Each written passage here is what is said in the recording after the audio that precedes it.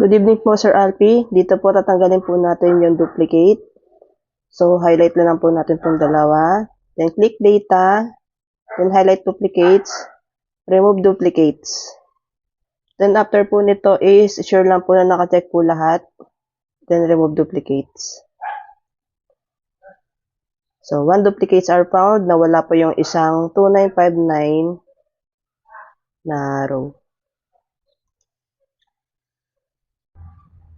Next naman is i-validate na po natin mga vacation leave nila. So, highlight lang po natin yan. Then, data, validation, and validation.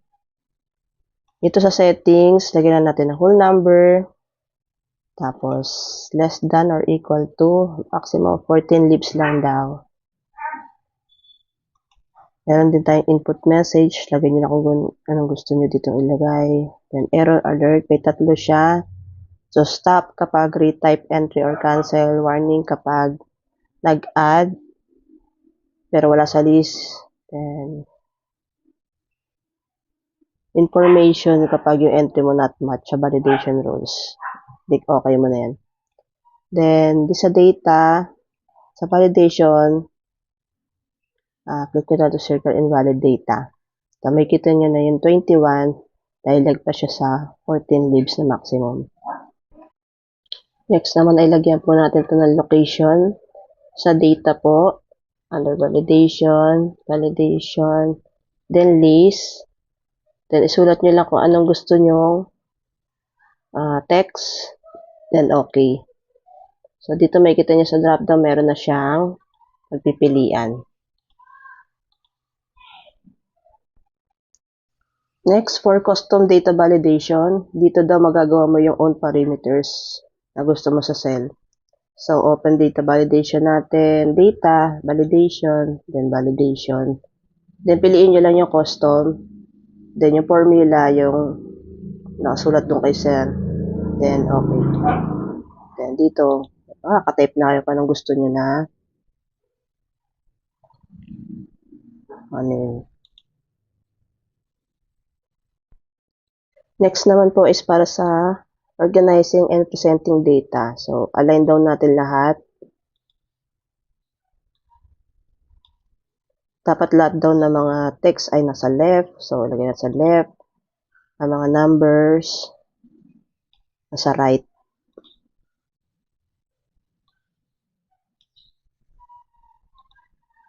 Yan. Maganda na siyang tingnan.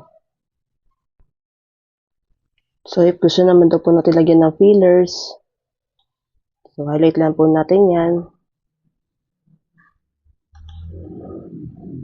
Then, Control T. Ilalabas siya ng sarili niyang formula dyan. Then, okay. May kulay-kulay na siya. Then, next, dito tayo sa freeze pane. Check lang natin yung view. Then, freeze panes.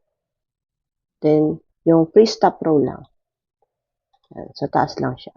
Hindi mas-scroll, hindi nawawala.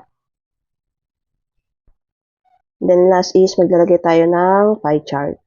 And highlight ko lang to dito sa aming total. Then, dito sa insert, piliin lang natin yung pie chart 2D. So, ayan na siya.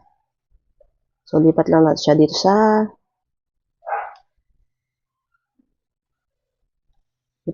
baba. Tapos, meron siya dito. Lagyan natin konti. Dito meron siyang chart style. Ito, piliin natin.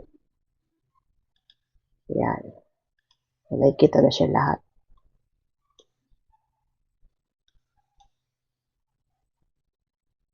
Thank you po. Yun lang po.